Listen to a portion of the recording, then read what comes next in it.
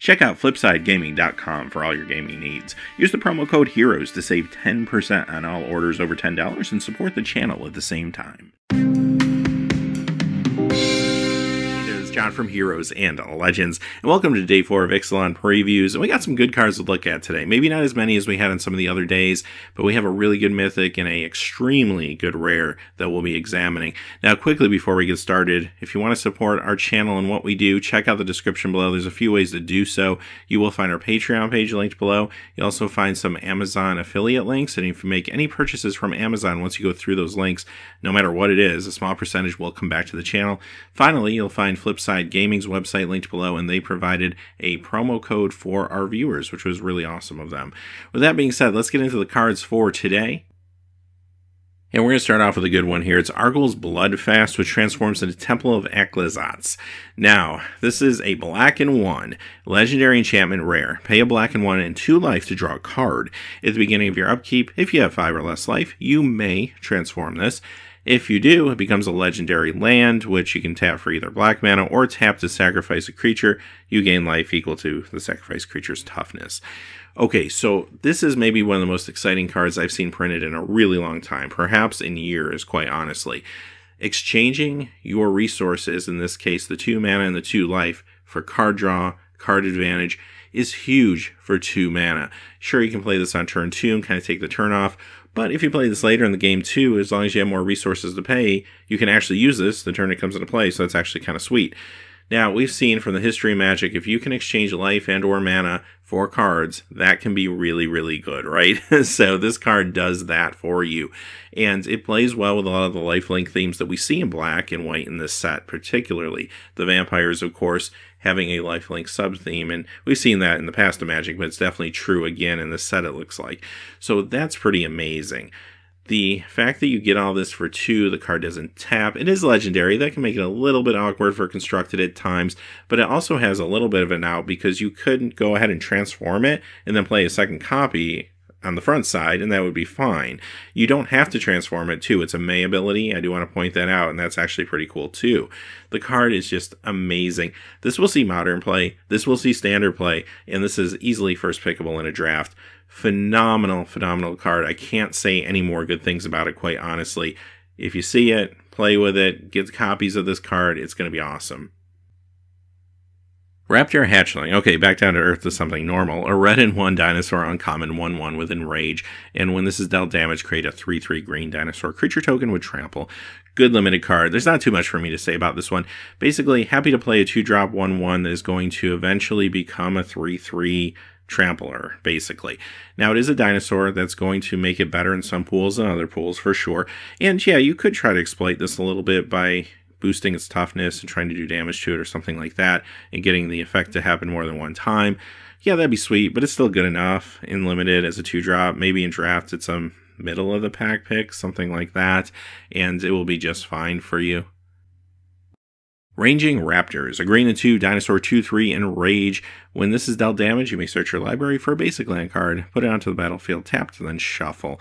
It kind of sounds like a 90s or an 80s board game, like Hungry Hungry Hippos or something, but aside from that, it's a good limited card. A 2/3 for 3 is just fine. Staple this ability onto it and it becomes really good, especially for some builds that are looking to fix or maybe ramp into something a little bit.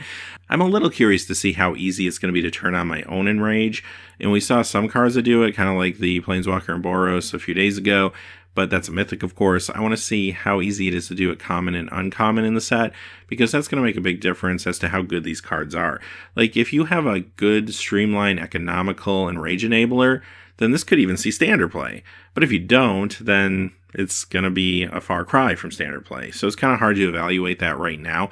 But I will say this, just generally, I think this is another middle pickup in a draft pack that could be good for you and also really good in a sealed game.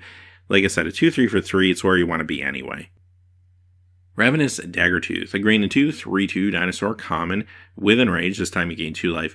Now, this one is very similar to the last one, but maybe not even quite as good, obviously, because the Enrage ability is only 2 life. But the way they're similar is, again, they're both good pickups in limited, like another middle of the pack pickup.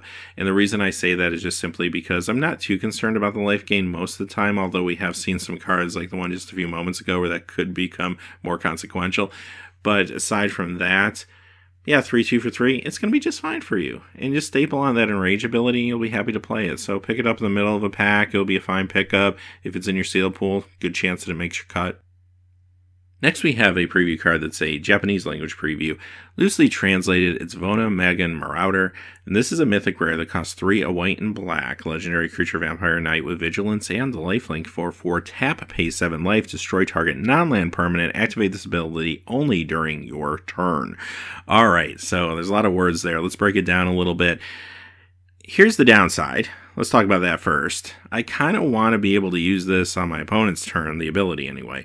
The reason I say that is this is super sweet to kind of hang on to, use at the end of your opponent's turn so you can still use this to block, or in a multiplayer game like Commander, use as a deterrent for people that might think about attacking you. Yeah, so you can't do that. And the other downside, which I guess sometimes is a plus side, is it is legendary, so you can't stack these. But it is legendary, so it can be your commander, so that's that. Let's talk about commander first. Great commander card. I mean, it does a lot of stuff. It's going to gain you life. It's going to deal with some problematic non-land permanents that could be on the board if you need to. And you can also kind of use it as a threat, as a looming threat to keep people off your back. I like cards like that. It's going to fit really well into that recent Commander 2017 Vampire deck as an upgrade. Great card there, but just generally, it's going to be a good commander card for you. Constructed play, I think this will see standard play, whether that's in a vampire deck or just some other type of deck in these colors. I think it's very playable. Even if you ignore that ability, 4/4 Vigilance Lifelink, that's pretty good. Tack on the fact that it's a vampire for vampire tribal purposes, and also that tap pay 7 life ability is really good, again, dealing with things you just might not simply have another answer to. Limited, yes, play it, you'll love it. First pickable in draft easily. Great card if you open and sealed. I expect to see this one floating around a little bit for a while.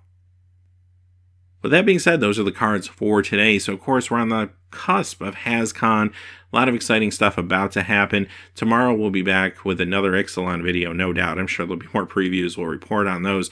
But also starting at 1 o'clock Eastern time tomorrow, 1 to 7, Friday, Saturday, and Sunday, there is going to be some iconic masters being played live at HasCon. We're going to find out pretty much everything in the set, no doubt. So we'll report all the information as it comes out.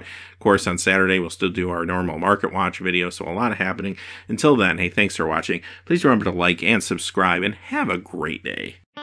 Hey, thanks for watching. This video is made possible by the generous support of viewers like you on Patreon. Check out the description below for links to our Patreon page as well as our Amazon affiliate store, where a small percentage of all sales will also help support the channel. Finally, if you haven't had a chance yet to subscribe, hit that subscribe button so you don't miss any new videos on Heroes and Legends. Talk to you again soon, and have a great day.